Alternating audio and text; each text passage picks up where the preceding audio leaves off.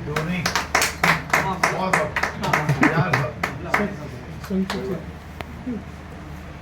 बहुजन समाज में जन्मे सभी बहुजन नायक बहुजन नायिकाओं को नमन करते हुए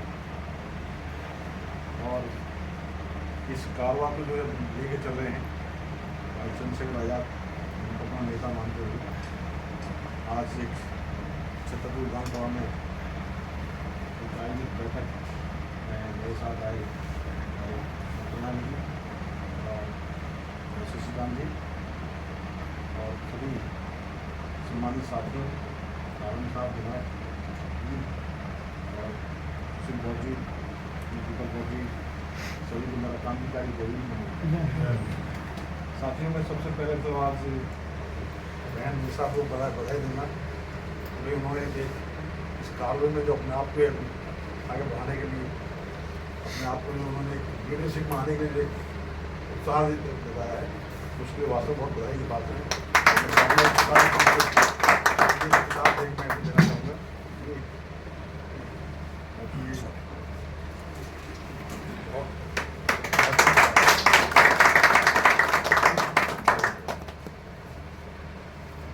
साथियों हम पर अक्सर एक आरोप बनेगा जो अक्सर हमने बहुजन मूवमेंट में देखा है, ये पर्टिकुलर एक समाज की पार्टी है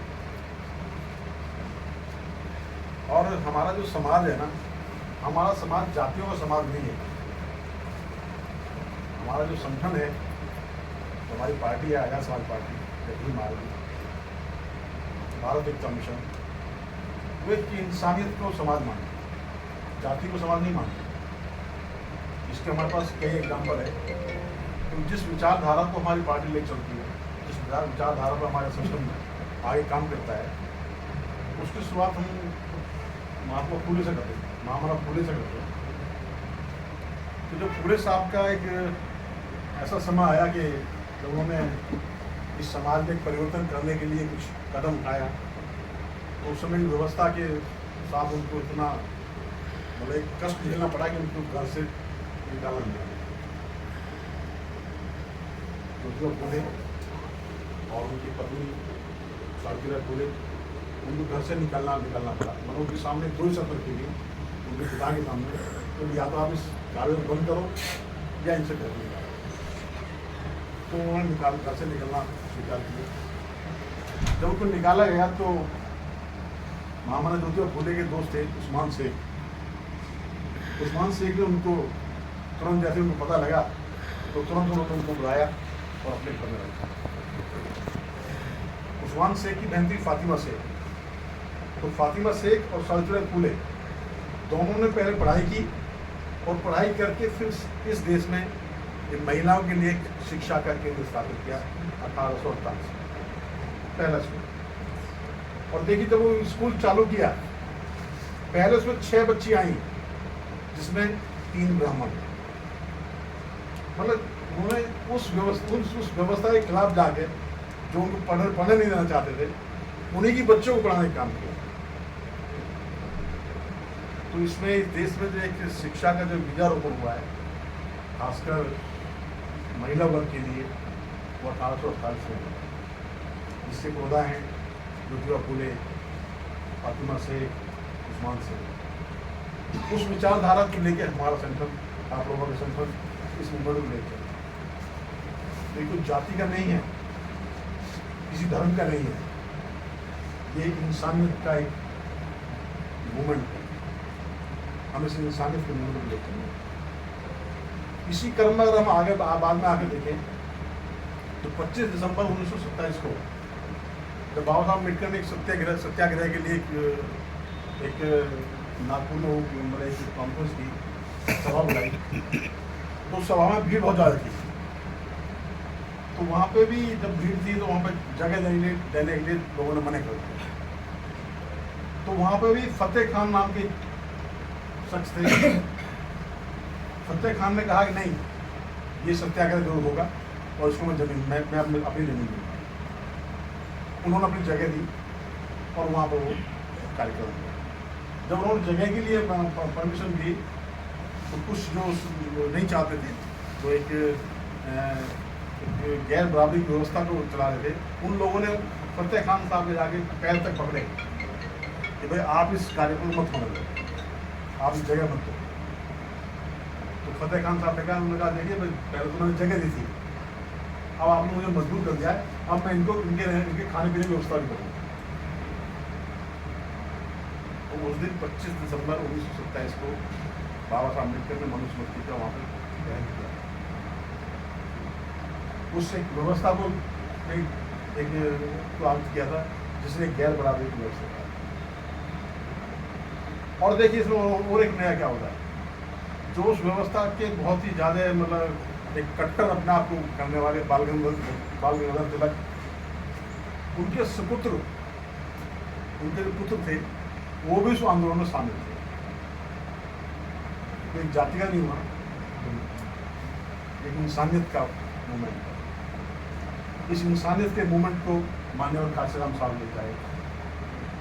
उन्होंने इस देश में एक ऐसी व्यवस्था स्थापित की कि क्योंकि बाबा साहब का एक संकल्प था, बाबा साहब की सोच थी कि इस देश में प्रमुख भारत का निर्माण है।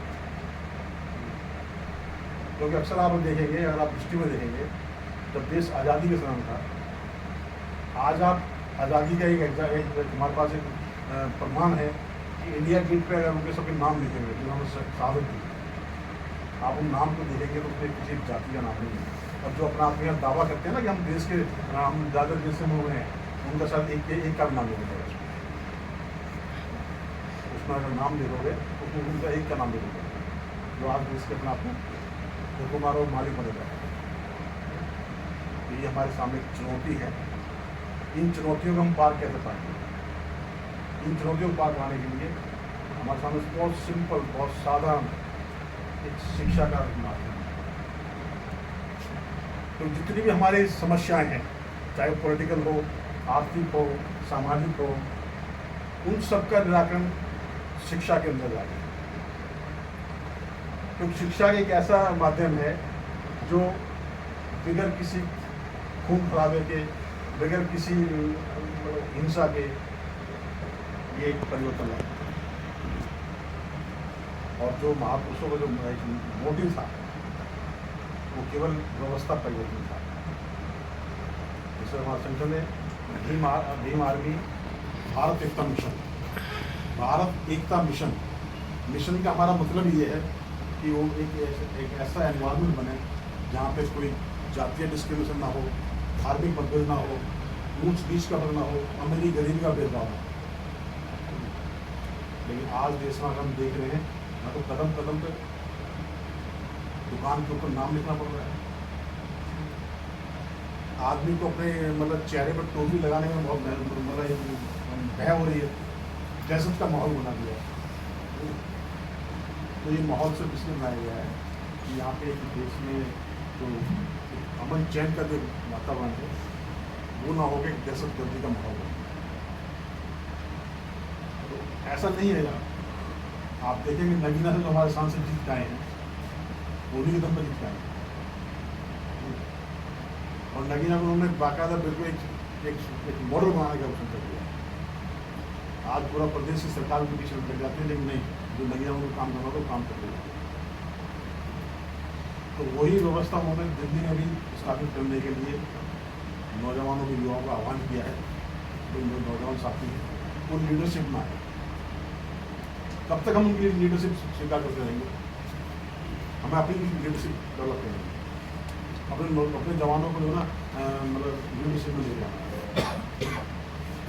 नगर निगम के ऊपर वो जाकर बैठे, विधानसभा में वो जाकर बैठे, पार्लियामेंट में वो जाकर बैठे। जब तक हमारा पॉलिटिकल राजनीतिक सत्ता है, जब तक वो आपके हाथ में नहीं होगी, आप अपनी इस व्यवस्था को स्थापित नहीं कर सकते। क्योंकि पॉलिटिकल जो पावर है उसी से आप चाहो तो जिसका चाहो उसको बना कर सकते हो, जो खराब व्यवस्था है उसको रोक सकते हो। अदरवाइज तो हम अपनी व्यक्तिगत क्षमता से बहुत चंद लोगों का बना कर सकते हैं।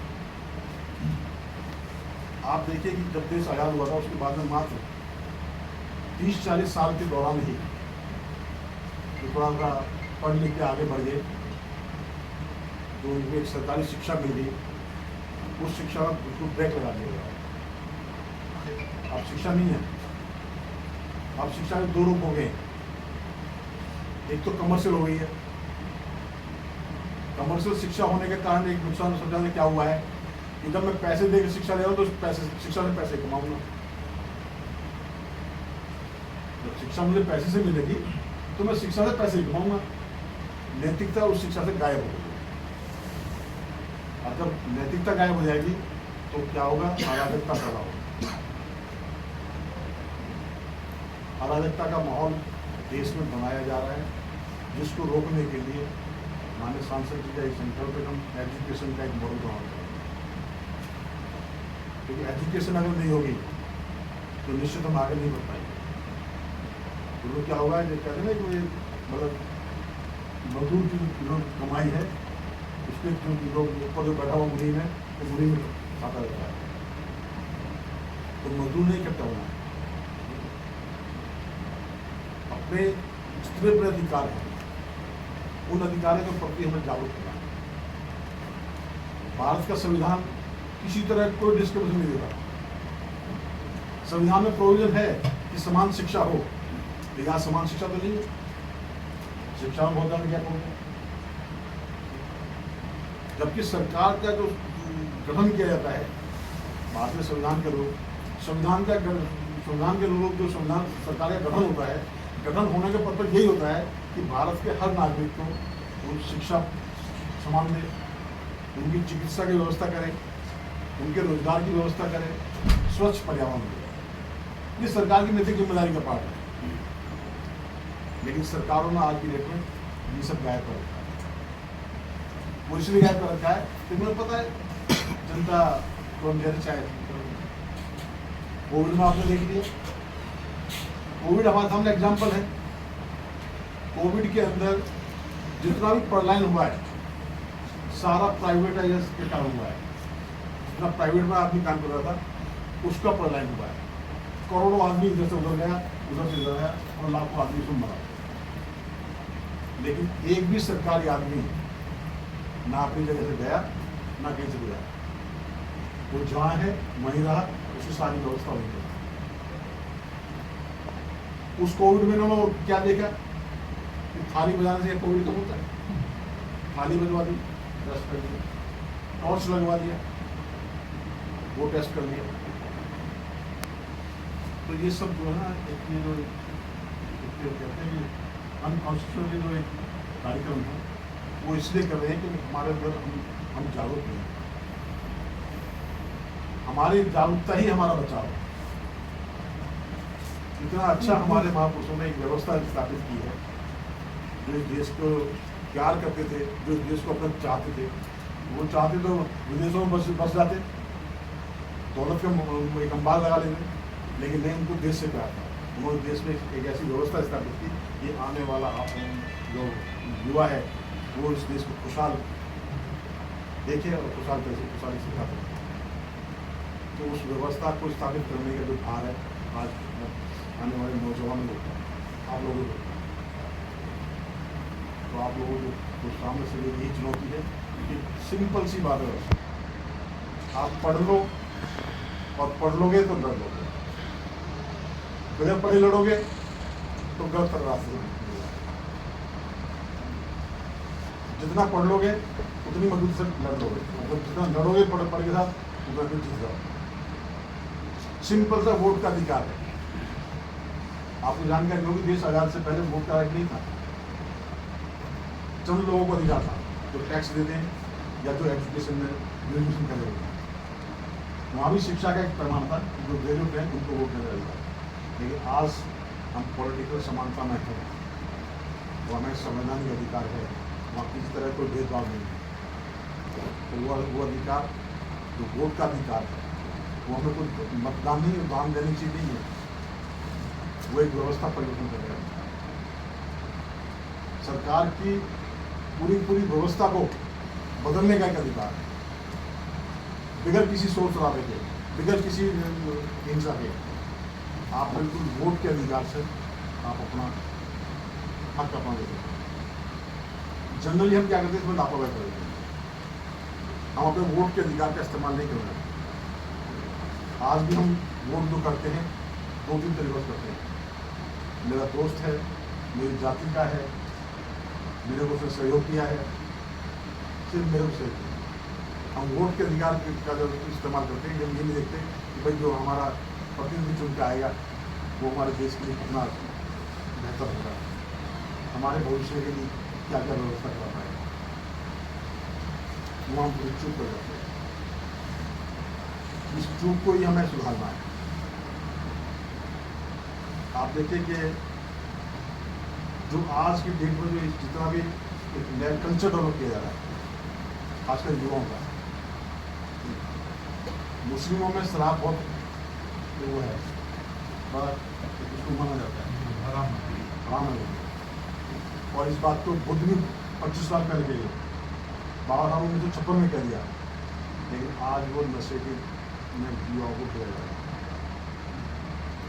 अभी कल परसों नोएडा के एक आदमी पकड़ा गया है, विक्रम सिंह नाम है उसका, और मुस्लिम के नाम से उसने बॉम्बे बुलाने घूम के लिए परसों पकड़ा के नोएडा। तो मतलब एक ऐसा वातावरण विधि बनाया जा रहा है।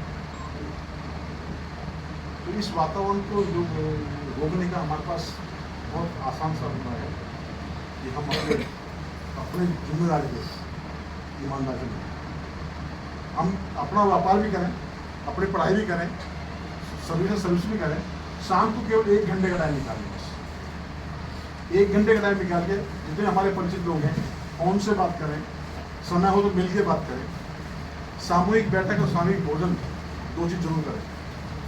हमारे 4 लोग बैठ के चर्चा करेंगे तो दुख सुख शेयर होगा, एक दूसरे का पता लगेगा।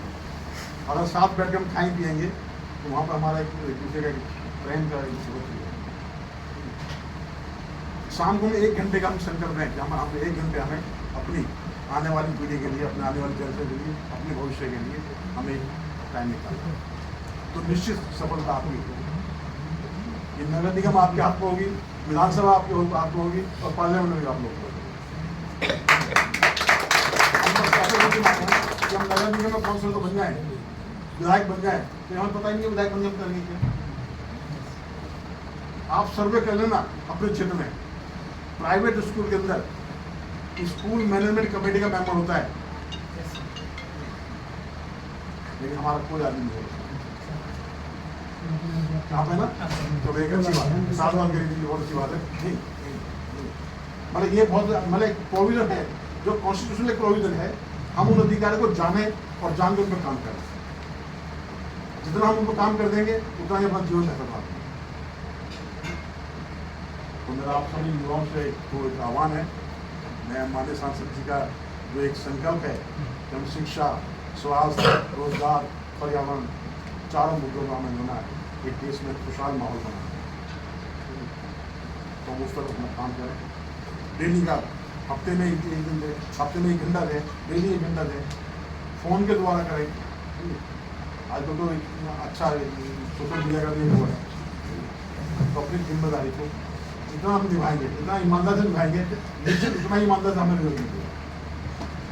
सांसद जी ने केवल 2 साल दिए थे नवीना में, लेकिन भाई ईमानदार जिसके साथ खड़े ईमानदारी खड़े, किसी के साथ कोई छल कपट का काम नहीं किया। 2 साल के अंदर ही वहाँ पर रिकॉर्ड और वोटों से जिता के उनको सांसद रखेंगे।